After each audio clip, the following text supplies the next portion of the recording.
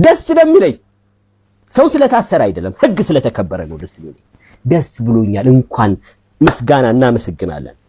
ከመርካቶ የመጣውን አሽገው አከፋፍለው አዘጋጅተው ጨርሰው ወደ ስሙራ ማርያም ሲገባ በዚህ በካርቶኑ መልክ ይታያል።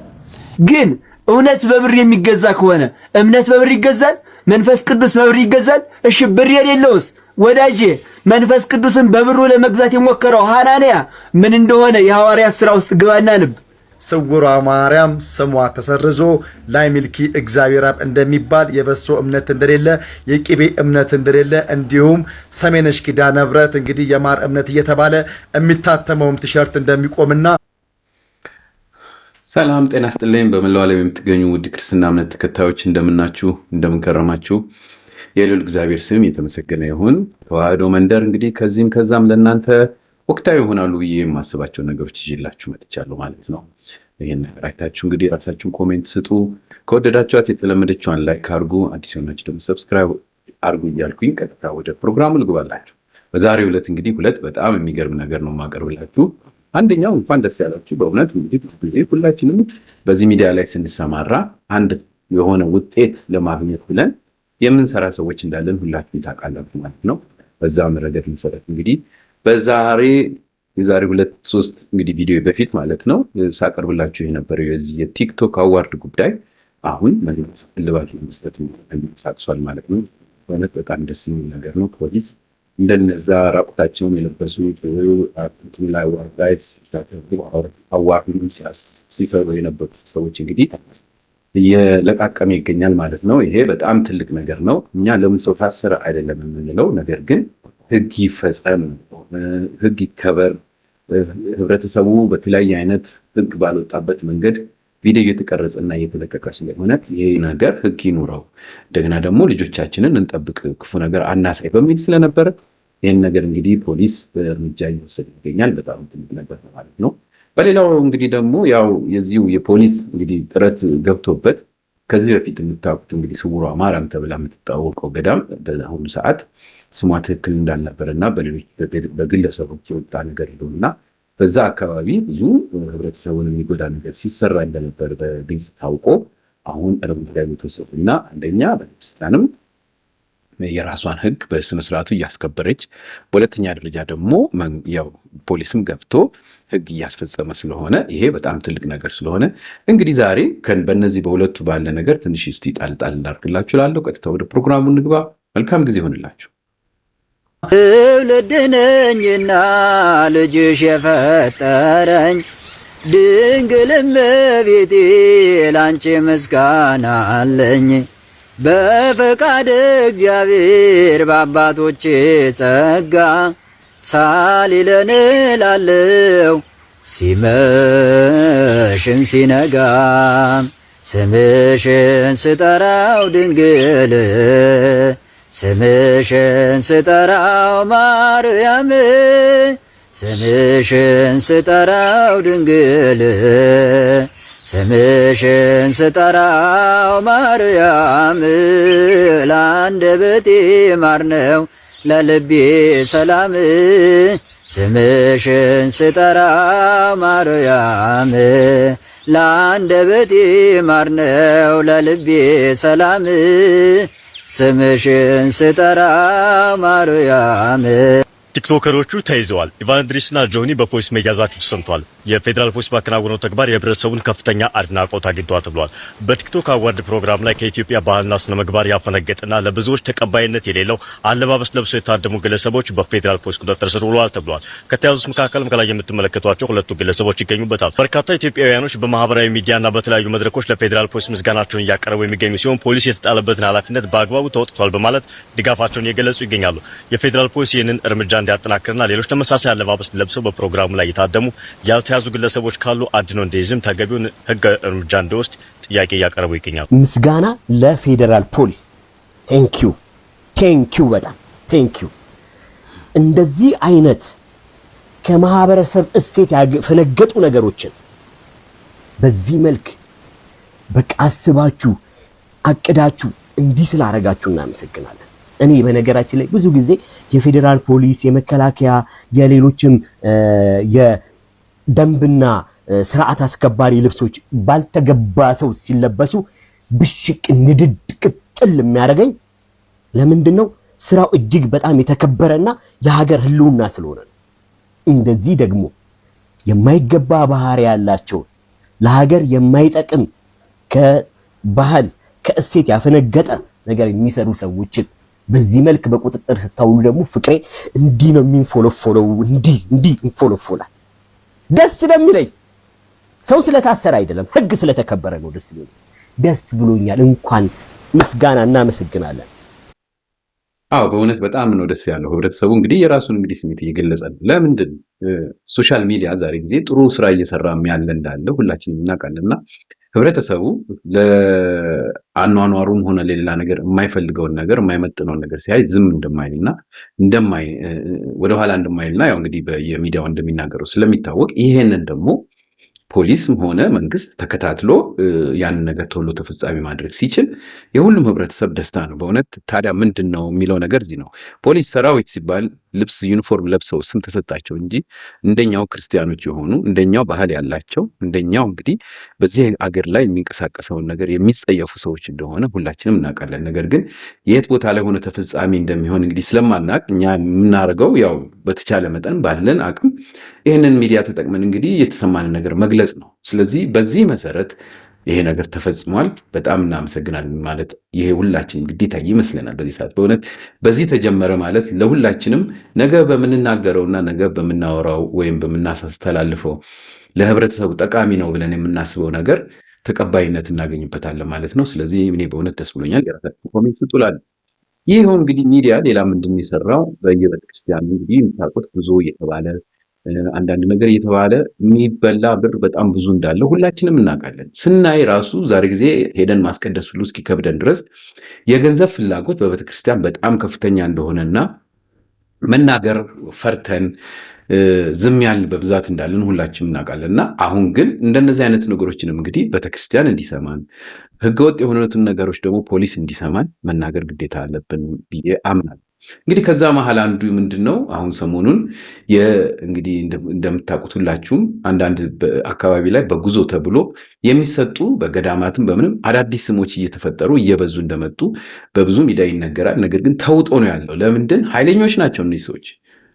እስር ቤት እስከ ማድረስ ገንዘቦችን ሰብስበው ቦዲጋርዶችን እስከ መቅጠር የደረሱ በጣም ትልልቅ ሰዎች እንዳሉ እየተወራ ዝም ተብሎ ነበር። አሁን ግን መውጣት ጀምሯል። ይህንን ደግሞ ሁላችንም መታገል ስላለብን እኔም ዛሬ አቅርቤላችኋለሁ ማለት ነው። እንግዲህ ይኸው ሰሜነሽ ማርያም በሚል የወጣው ይሁ ነገር ህብረተሰቡን አነጋግሯል ማለት ነው። ይህንን በተቻለ መጠን እንግዲህ በትዕግስት ሆናችሁ አዳምጡት። ብዙ ነገሮች ተከልክለዋል። ህግ እንዳላት ደግሞ ቤተክርስቲያን ብዙ ሰዎች አናቅም። ያም ህግ እንደገና እንዲከበር ጳጳሳቶች ባላቸው በሀገረ ስብከታቸው አካባቢ ያን ነገር እያስከበሩ ይገኛሉ። ይህን ብቻ ዛሬ የማቀርብላችሁ አይደለም። ዛሬ የተወሰነ አቀርብላችኋለሁ። በሚቀጥለው ደግሞ በእውነት በቤተክርስቲያን በተለይ በህንፃ በማነጽ በምናምን በቅዳሴ ላይ የሚደረጉ በጣም አሳዛኝ ጉዳዮች አሉ። እነሱንም አንድ ላይ እንከታተላለን ማለት ነው። ለዛሬ ይህችን እስቲ እንስማ። ወደሚቀጥለው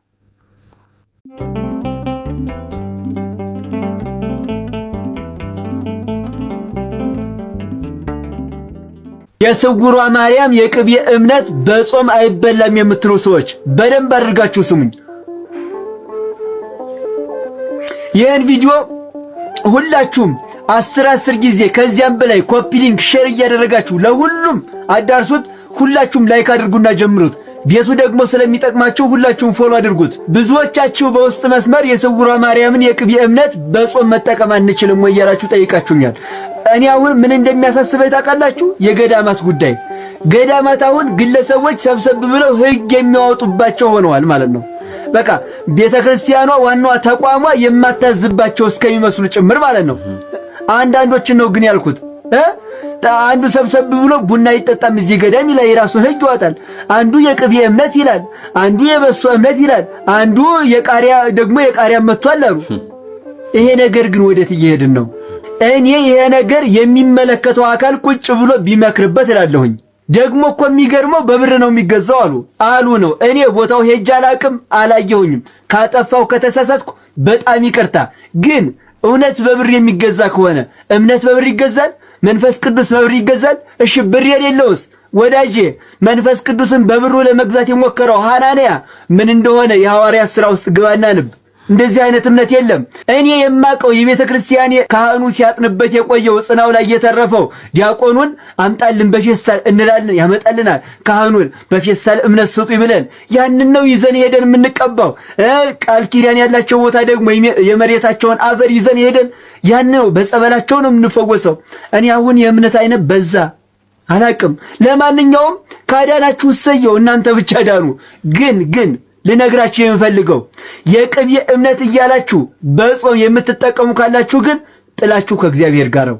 አስረግጬ ነው የምነግራችሁ፣ ጥላችሁ ከእግዚአብሔር ጋር ነው። በፍጹም በጾም ወቅት የቅቤ እምነት ነገር ብሎ ነገር የለም፣ መጠቀም አይቻልም። ሐሳብ አስተያየታችሁን ኮሜንት ላይ አስቀምጡልኝ። እናንተ ለምን ቀመስክ ካላችሁ ደግሞ ይሄ ለቪዲዮ ነው እንጂ የሰራሁት ሙዝ ነው እንጂ ቅቤ አይደለም። ማርያምን ነው የምላችሁ። ይሄው ካላመናችሁ ቅሬታ አካሉ ይሄው። ለሁሉም ቪዲዮውን ሼርና ኮፒ ሊንክ ላይክ እያደረጋችሁ ለሁሉም አዳርሱልኝ። ቤቱን ሁላችሁም ፎሎ አድርጉ። እወዳችኋለሁ። ክብር በሉልኝ። የስውሯ ማርያም እምነት ቅቤ ነው፣ በጾም ሰዓት መጠቀም እንችላለን ወይ የሚል ጥያቄ ደርሶኛል።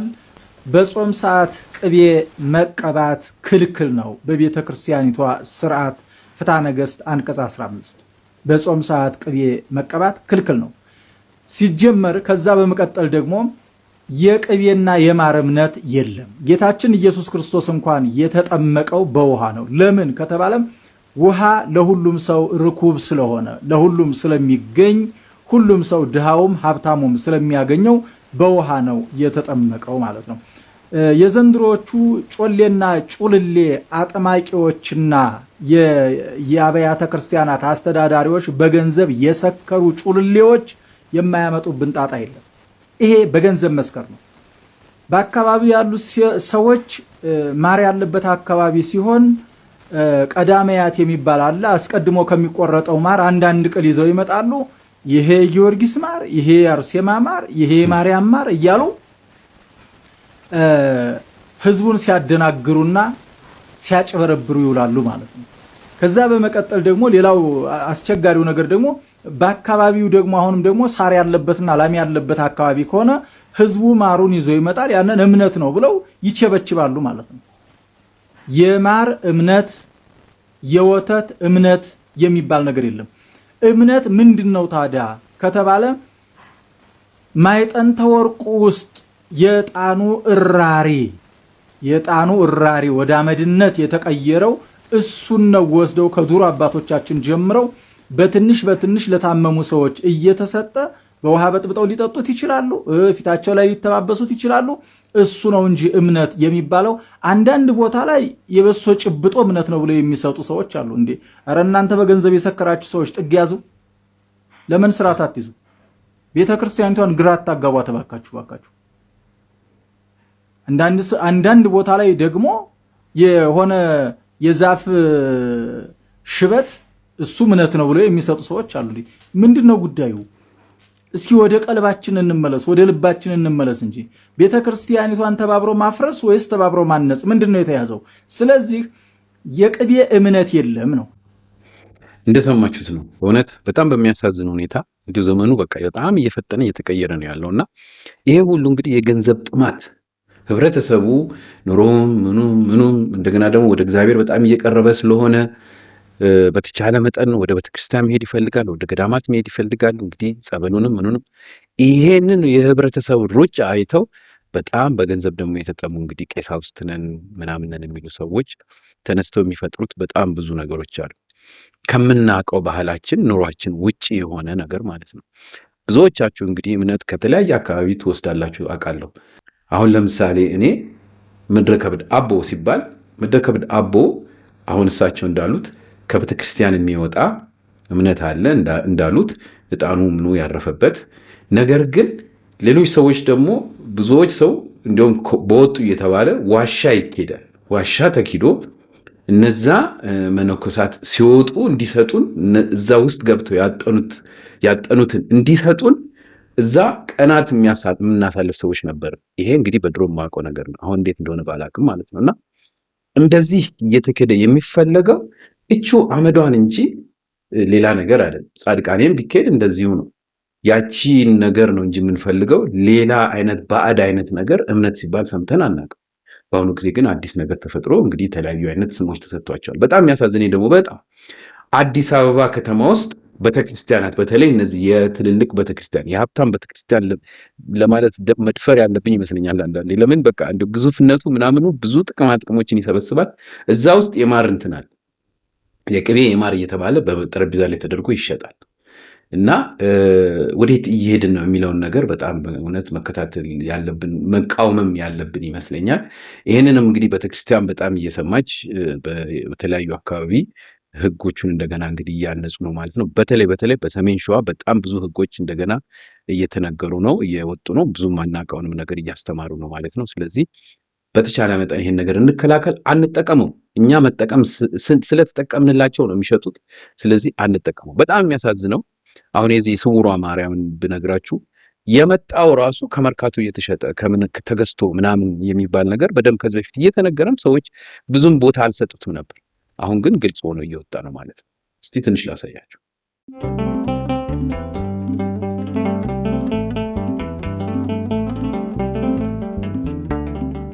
አሁን የቅቤ እምነቷ በኩንታል ከመርካቶና ከጫጫ ነው የሚገባው። እመቤቴ በስመ አብ ወልድ መንፈስ ቅዱስ ብሎ የሚባርከው ካህን የለም። ቀጥታ ቢሮ ነው የሚገባው። ከዛ ቢሮ ውስጥ ይገባል። ይሄ ያለ ጎረምሳ ተወኝ እንደው በአካውንት የሚገባው የጉዞውን ምንም ይብሉ ያው ደምረም ገንዘብ ይበላል። ሽባ አድርገን እናስቀምጥሻለን አቅም አለን አለችኝ። ቤተክርስቲያን ድፍት ቢል ምእመናን ድፍት ቢል ጉዳዩ አይደለም። ዋና አስተዳዳሪውም አሁን በገንዘብ ስለዞሩ ስለመመናም ጉዳያቸው አይደለም። እሳቸው ስልካቸውን ይዘው ዙሪያው አንተ ኪዳን ታምረ ማርያም እኮ እንዲነበብ አይፈልጉ። አይነበብም። ታምናለህ? ስውሯ ማርያም ስለ 666 ይሰበካል እንዴ! እናንተ እነማን ናችሁ ማለት ጀመሩ። ያኔ ነው ግብ በደንብ የተፈጠረው። ከመርካቶ የመጣውን አሽገው አከፋፍለው አዘጋጅተው ጨርሰው ወደ ስውሯ ማርያም ሲገባ በዚህ በካርቶኑ መልክ ይታያል። ይሄ ተጭኖ ሄደበት ነው ወደ ቤተ ክርስቲያኗ ሲገባ እንጂ ነዋሪው እዛ ያለው ገበሬ እንደው እንደ እምነት ይሁንና ለምእመናን ይታደርልኝ ባርኩልኝ ብሎ የሰጠው አይደለም። አንድ ካህን አይባርከውም ይሄንን ቅቤ። ምእመኑ ግን በእምነቱ መሰረት ሄዶ ተቀብቶ ተፈውሶ ያውቃል። ይህ የሚሸጠው የቅቤ እምነት ስውሯ ማርያም እናንተ የምታውቁት ገዳም። ስለ ገዳሙ ደግሞ ሌላ ታሪክ ነግራችኋለሁ። ይሄን ታሪክ መውጣት የጀመረው ለምን መሰላችሁ? ይሄ ቅቤ የሚዘጋጀው በአጸደ ማርያም በምትባል ግለሰብ ነው። ተደጋጋሚ እዚህ ቦታ ላይ ፕሮግራም ሰርቼላችሁ አውቃለሁ። አጸደ ማርያም ቅባ ቅዱስ ታዘጋጃለች፣ ቅቤ ታዘጋጃለች። ተጨማሪ ከሷ የትራንስፖርት አገልግሎት ውጪ፣ ትራንስፖርት ማለት በቤተ ክህነት የተፈቀደለት የጉዞ ማህበር ውጪ ሌላኛው ማህበር በሙሉ የትኛውም እንኳን ቤተ ክህነቱ ብፁዕ አቡነ ማትያስ ራሱ በፊርማቸው ሂዱ ቢሏችሁ አይቻልም፣ እኔ ካልፈቀድኩ አይቻልም የምትል ልጅ በአደባባይ ወጣ እንደነበር ነግረናቸው። እሱን ተደጋጋሚ ብዙ ህዝቦች ማህበራዊ ሚዲያ ላይ አጀንዳ አድርገውት አሳይተናችሁ እናውቃለን። መረጃ በማስረጃ ነው የምናቀርብላችሁ። ዛሬ ይህንን የምነግራችሁ እሷ በአዲስ አበባ ዙሪያ የሚገኘው የሸገር ሀገረ ስብከት ወይ ደግሞ በሸገር ሲቲ ከተማ ውስጥ ጣፎ ላይ በእስር ቤት ትገኛለች። ይህንን ስነግራት ይህ የተከናወነ የሚገኘው ልክ እንደዚህ ቅቤ በመሸጥና በጉዞ ምክንያት የሚወጣውን የተሰበሰበውን ብር በሙሉ በጭነት መኪናና በራሷ ቦርሳ ይዛ ስትሄድ የድርጅት አገልግሎት ካልሆነ በስተቀር ከ200 ሺህ ብር በላይ እንቅስቃሴ ማድረግ አይቻልም። ከዛ ውጪ ደግሞ ከ50 ሺህ ብር በላይ በእጅ ይዞ መንቀሳቀስ በማይቻልበት ህግ ባለበት ሁኔታ ሀገር 750 ሺህ ብር ይዛ ስትንቀሳቀስ ተገኝቷል በሚል የጣፎ ፖሊስ መረጃውን ይዞ ሌሎች ምርመራዎችን ከዚህ ጀርባ ያሉትን ነገሮች እያጣራ ነው። በጣም ብዙ ቡድኖች አሉ። ገዳሙ ይሄ እንደምታዩት እዚህ ከኋላ ፎቶ ላይ እንደምታዩት ከገዳሟ ጉዞ ውጪ የትኛውም ጉዞ የተከለከለ ነው ይላል። የሰንበት ተማሪ ሆናችሁ ማህበራት ሆናችሁ በሰፈር አንድ ላይ ሆናችሁ ገዳም እንሂድ ብላችሁ የጋራ ኮንትራት መኪና ይዛችሁ ብትሄዱ ትደበደባላችሁ። ይሄ በማስረጃ ነው የምነግራችሁ። እንዲሁም ደግሞ የጉዞን የገዳሙን ስልክ ቁጥር ሳይቀር እዚህ ጋር ምስክርነቶች ላይ ገብታችሁ ማየት ትችላላችሁ። ወላዲተ አምላክ ራሷ እኔ ስውሯ ማርያም ገዳም ነኝ፣ ይህ የገዳሜ የገዳሙ ጉዞ ነው። ስልክ ቁጥር ሳይቀር አውደ ምሕረት ላይ ሲመሰከር ሰምታችኋል። ስለ ፔጁ ሳይቀር ድንግል ማርያም በራእይ አሳይታቸው ብዙ ህዝብ መጥቶ የዳነበት የመሰከረበት ነው። ዛሬም ይህ የአጋንንት ፈተና ነው። ዛሬም ይሄንን እናልፈዋለን። ነገር ግን ዛሬም እንድንሰጥ የተገደድንበት ምክንያት በዚህ የአጋንንት ፈተና ተታሎ ወደ ኋላ ከመዳን ሰው እንዳይቀር ነው። ዛሬም እናታችን ታድናለች። ዛሬም ገዳሟ ለምእመኑ ክፍት ነው። በማምላክ ኑ ዳኑ። ምክንያቱም እመቤታችን እዚህ ገዳም ብዙ ታሪክን ስትሰራ አይተናል። ከ21 ያ ልጅ አንደበቱ ከተፈታ ቀን ጀምሮ ብዙ ፈተናዎች እያጋጠሙን ይገኛሉ። ጠላት ዲያብሎስ ብዙን ዛቻውን ብዙን ነገር እያረገብን ይገኛል። እናንተ ያን ወደ ኋላ በመጣል እመቤታችንን አምናችሁ ገዳሙ ላይ ኑ። አሁንም ድህነቱ አለ። እንደሰማችሁት በስነ ስርዓቱ እንደ ቢዝነስ በጣም በትልቅ ሁኔታ የተሰራፋበት ሌላ አይነት አምልኮ ሁሉ ያለበት ተብሎ እስከሚነገር ድረስ እንግዲህ እቺን ቤተክርስቲያን ትወራለች ማለት ነው እና አለቃነት ሁሉ ተደርሷል። ያ ወንድማችን እንግዲህ በደንብ አርጎ ተንትኖታል። እዛ ራሱ ዩቲዩብ ላይ ሄዳችሁ ተመልከቱት። በእውነት ይሄ ነገር በሁሉም ህብረተሰብ መወገዝ ያለበት ስለሆነ ነው የማቀርብላችሁ። መያዟ ጥሩ ነው። እንደገና ደግሞ ነገሮች በሙሉ እንግዲህ በፖሊስ ህግ ውስጥ ስለሆነ መጣራቱ የማይቀር ነው።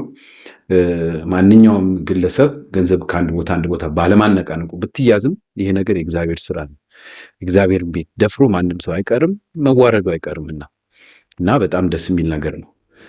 ህጎች ወጥተዋል። ያንን ህጎች ደግሞ አሁን እንደገና እያጠነከሩ ለህብረተሰቡ እያስገነዘቡ ነው የሚገኙት። ይሄንን ደግሞ እስቲ በተመለከተ ትንሽ አንዳንድ ነገር ላሰማችሁ።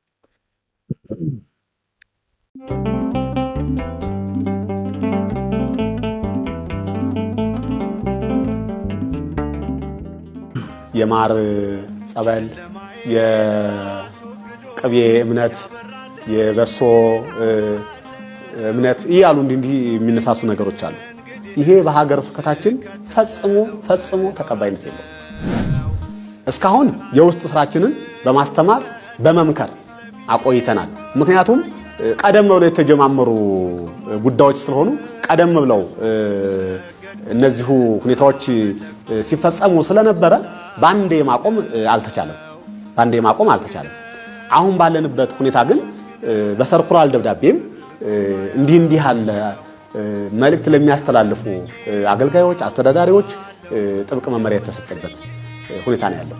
በቃ ይሄ የቤተ ክርስቲያን ቀኖናዋም ስላይደለ ስርዓቷም ስላይደለ ማለት ነው። ሰበር ዜና። አሁንም እንግዲህ የሀገረ ስብከቱ መግለጫ እንደቀጠለ ይገኛል። የሰሜን ሸዋ ሀገረ ስብከት በብፁዕ አባታችን አቡነ ቄሌሜንጦስ የሚመራው የሰሜን ሸዋ ሀገረ ስብከት እንግዲህ ስውሯ ማርያም ስሟ ተሰርዞ ላይ ሚልኪ እግዚአብሔር አብ እንደሚባል፣ የበሶ እምነት እንደሌለ፣ የቅቤ እምነት እንደሌለ፣ እንዲሁም ሰሜነሽ ኪዳነ ምሕረት እንግዲህ የማር እምነት እየተባለ የሚታተመውም ቲሸርት እንደሚቆምና የተለያዩ ጉዞዎች ህገወጥ ጉዞዎችን እንደሚያስቆም ዛሬ መግለጫ አውጥቷል ማለት ነው። ስለዚህ መግለጫውን ዩቲዩብ ላይ ገብታችሁ ማየት ትችላላችሁ ማለት ነው። ስለዚህ እኛ አሁንም ጥያቄያችን ይቀጥላል። ለሞተው ወንድማችን ፋሲል መልስ እንፈልጋለን። ስለዚህ አጸደ ማርያምም አሁንም የበላችሁ ገንዘብ አለ፣ እሱ ለስውሯ ማርያም ተብሎ ለተሰየመችው ቤተክርስቲያን ይመለስ። ቤተክርስቲያኗም ላይ ሚልኪ እግዚአብሔር አብና የእመቤታችን ቤተክርስቲያን ስለሆነ ሁላችሁም ከኋላ ስውሯ ማርያም የሚለውን ስም እንዳትጠቀሙ ስንል በአክብሮት እንጠይቃለን። ቦታው ላይ ሚልኪ እግዚአብሔር አብ ቤተክርስቲያን ነው። ከጎናችን ለነበራችሁት ሁላችሁም ከልብ አድርገን እናመሰግናለን። ይህንን ቪዲዮ ሼር፣ ኮፒ ሊንክ እያራችሁ አካውንታችን ዋርኒንግ ነኝ ስላለ ሁላችሁም ኮፒ ሊንክ ማድረጉን እንዳረሱ አመሰግናለሁ። እንግዲህ ከዛሬ ጀምሮ ላይ ሚልኪ እግዚአብሔር አብ ተብሏል ማለት ነው። ስውሯ ማርያም ብለን የምንጠራው ነገር አይኖርም ማለት ነው። እንግዲህ አንድን ቤተክርስቲያን ኮንቨርት አድርገው ወደ ገዳም አድርገው ነበር እንደዚህ ሲጫወቱባት የነበረው። ውዴቱ ቤተሰቦቼ ሁላችሁም እንደነዚህ አይነት ነገሮችን እንግዲህ እያወጣን ማጋለጥም ሆነ መነጋገር ያለብን ለምንድን ነው? አገራችን በጣም ሰፊ ነች። የተደበቁ ብዙ ነገሮች ቤተክርስቲያንም የማያውቀው ሊረዳውም የማይገባው ከየት እንደመጣ ማንነቱን ምኑን እስኪያጣራ የሚቆይበት ነገር ስላለ ያው እንግዲህ ከስልጣኔም ጋር ትንሽ ዘግየት ስለሚል በተቻለ መጠን እንግዲህ በሚዲያ ውስጥ ነው ይሄንን ነገሮች እኛ ማካፈልና ለእነሱም እንዲደርስ ማድረግ ያለብን። ስለዚህ ይህንን ተገንዝበን ሁላችንም በተቻለ መጠን የምንሰማውን ነገር ለሌሎች ሼር ማድረግ እንደገና ደግሞ ከሌሎች የሚገኘውን እንደዚህ ማገናኘት የሁላችንም ስራ መሆን አለበት ብዬ አምናለሁ። በተረፈ ይሄ ህግ ለሁላችንም የሚጠቅም ከዚህ በፊት ያው እኛ በኑሮም በምንም ስለምንሯሯጥ ስለማናዳምጥ እንጂ ምንጊዜም የሲኖዶስ ስብሰባ በሚደረግበት ጊዜ በተቻለ መጠን አዳዲስ ህጎችም ሆነ ምንም ሲወጣ ይነገራል። ያንን ነገር ካዳመጥን ብዙዎቹን ነገሮች እንደዚህ የመከላከል ግዴታ እንግዲህ የሁላችንም ስለሆነ እንችላለን ማለት ነው። ከዚህ በፊትም ተነግሯል። የተነገረው ምንድነው? ምእመን እኩል ከቄሶች ከማንኛውም የአድባራት መሪዎች እኩል ነገሮችን ተገንዝቦ ስለ እግዚአብሔር ብሎ መቆም አለበት የሚባል ነገር አለ። እሱን እንደገና አሰማችኋለሁ እዚህ ላይ ማለት ነው። እና በዛ መሰረት ሁላችንም ለቤተክርስቲያን መቆም ግዴታችን ነው። የሆነ በግፊት ወይም በተቃውሞ ወይም በመናቅ መሆን የለበትም። ነገር ግን የምናውቀውን ነገር ተው ይሄ ትክክል አይደለም እያሉ በእግዚአብሔር መንፈስ እንዲሁ በጥሩ መንፈስ መናገር ያለብን ይመስለኛል እላለሁ። የራሳችሁን አስተያየት ስጡ። እስቲ ደግሞ እሱን ላሰማችሁ።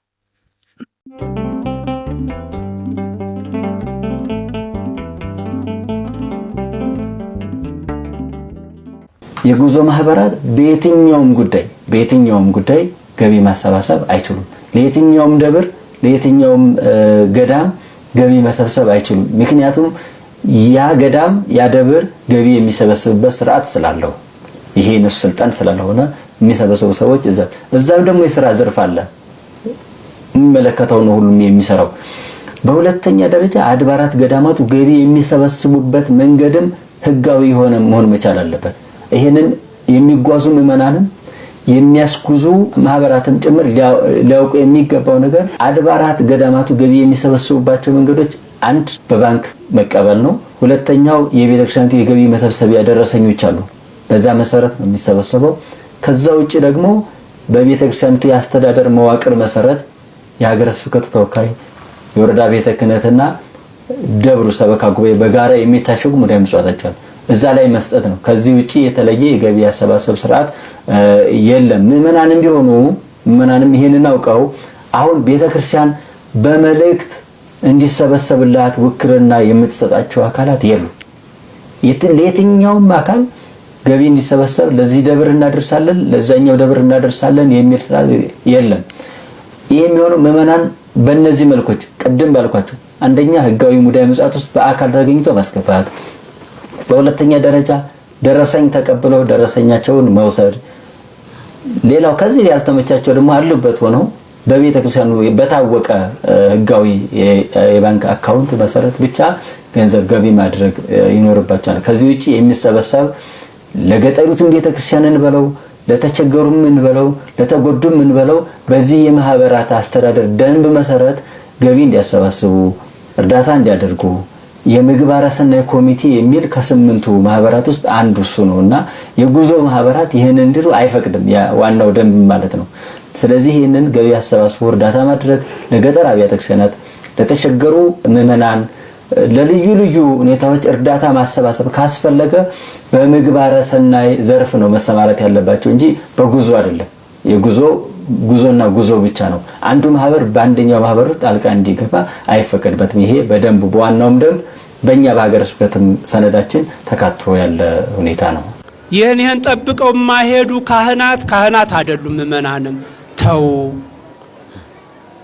ዕውቀታችን ተመሳሳይ ሊሆን ይገባል እኮ በመሰረቱ በነገረ እምነት ላይ በወሳኝ ስርዓታት ላይ የሁላችንም ዕውቀት ሊመሳሰል ይገባል። በጣም ጥልቅ ዕውቀት አይኖራችሁ እንጂ ምዕመናን ታቦት የሚባለው ቤተክርስቲያን የሚባለው ንዋያተ ቅድሳት የሚባሉት ምን ሲደረግባቸው እንደሆነ ልታውቁ ይገባል።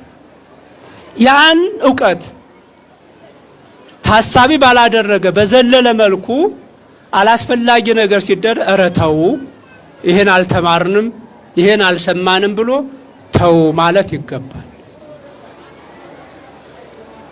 እንግዲህ ስተቱ ላይ ያሉ መቼም ይገባቸዋል ብዬ ነው። እግዚአብሔር ከሁላችን ጋር ይሁን። አዎ ቃለ ሕይወት ያሰማል። እንግዲህ አባታችን በሆነ በጣም ትልቅ ነገር ነው የተናገሩት። ይሄ ሁላችንም መገንዘብ ያለብን ነገር ይመስለኛል።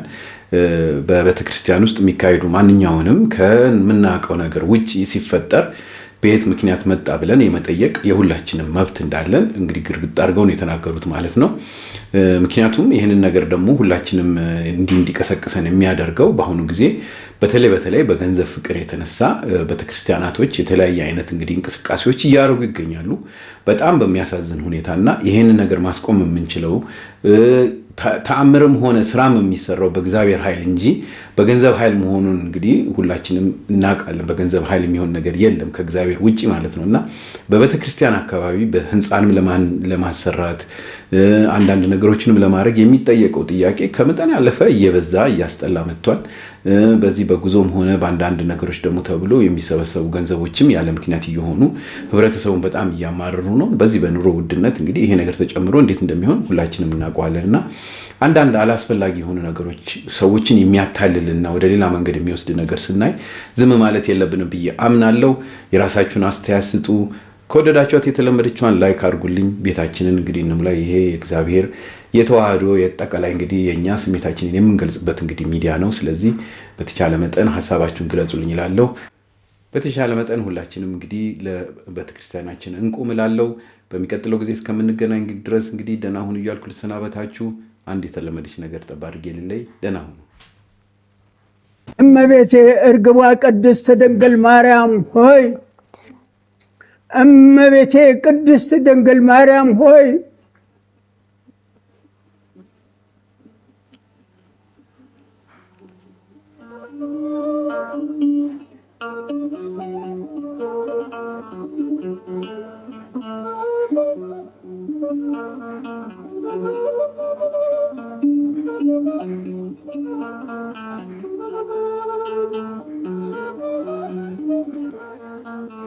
ይህ ነው እንግዲህ እውነት እመቤቴ ቅድስት ድንግል ማርያም ሆይ በመልአኩ በቅዱስ ገብርኤል ሰላምታ ሰላም እልሻለሁ።